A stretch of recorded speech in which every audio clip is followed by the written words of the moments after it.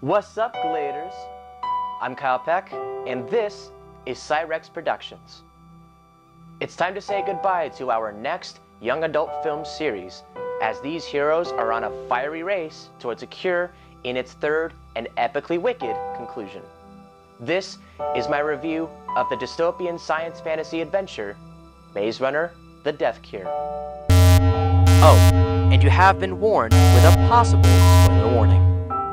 Maze Runner: The Death Cure is a sci-fi action film based on the novel of the same name, written by James Dashner, directed by Wes Ball, and the sequel to Maze Runner: Scorched Trials, where actor Dylan O'Brien as Thomas leads his fellow Gladers to save their friends from the lethal flare virus by breaking into the last wicked controlled city.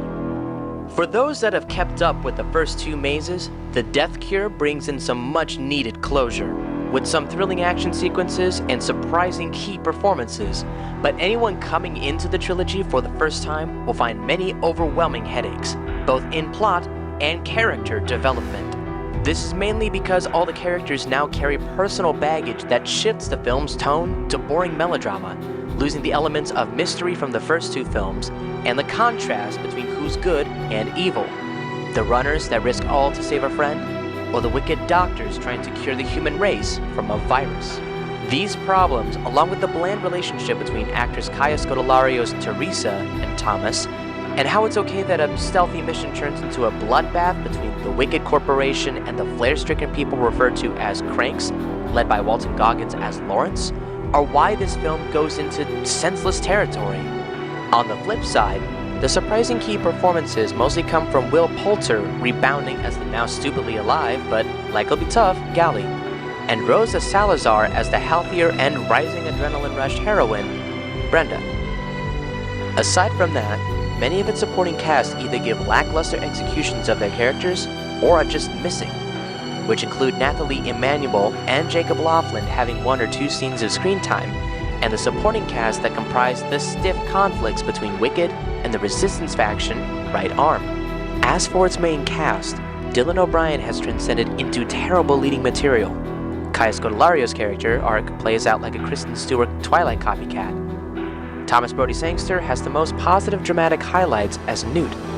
Ki Hong Lee is the most likable performer as Mino, and Dexter Darden basically takes a backseat throughout the whole film as Frypan. Finally, while the eventual deaths of Newt and Teresa were necessary to follow the novel, how the film portrays Teresa's death specifically was completely unnecessary. Instead of jumping to safety from a fire-flooded building that's about to collapse, she is dumbstruck by the building that's landing on top of her, all for the sake of the plot. As a result, Maze Runner: The Death Cure, as the convoluted and over-emotional swan song, delivers in cool set action pieces and specific supporting character standouts, but the rest is lost in translation within its maze to cure death. I give Maze Runner: The Death Cure 4.5 out of 10 stars. If you like my videos, please like and subscribe to my YouTube channel, Cyrex Productions, or you can follow me at facebook.com/KylePeck fanpage. I'm Kyle Peck, and I'll see you next time.